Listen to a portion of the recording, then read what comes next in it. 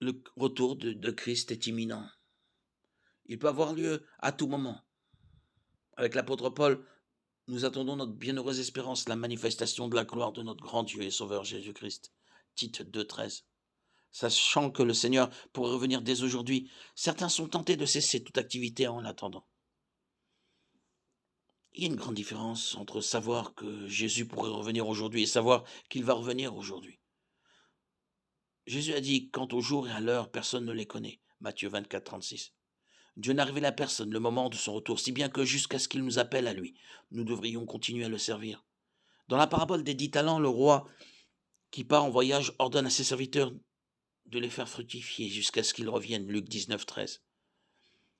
Le retour de Christ est toujours présenté dans les Écritures comme une motivation importante pour agir, non comme un prétexte pour cesser toute activité. En 1 Corinthiens 15, 58, dans son enseignement sur l'enlèvement, Paul dit: travaillez de mieux en mieux à l'œuvre du Seigneur. En 1 Thessaloniciens 5, 6, il conclut son enseignement sur le retour de Christ sur ces mots: ne dormons donc pas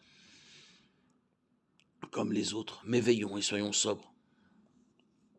Jésus n'a jamais eu l'intention de nous voir battre en retraite comme en état de siège. Bien au contraire, nous devons travailler tant que nous le pouvons. La nuit vient où personne ne peut travailler. Jean 9, 4.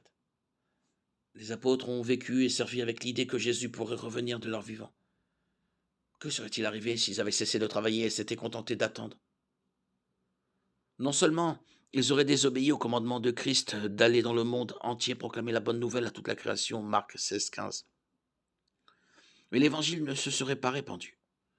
Les apôtres avaient compris que le retour imminent de Jésus impliquait qu'ils devaient d'autant plus s'activer à l'œuvre de Dieu. Ils vivaient pleinement leur vie et chaque jour comme le dernier.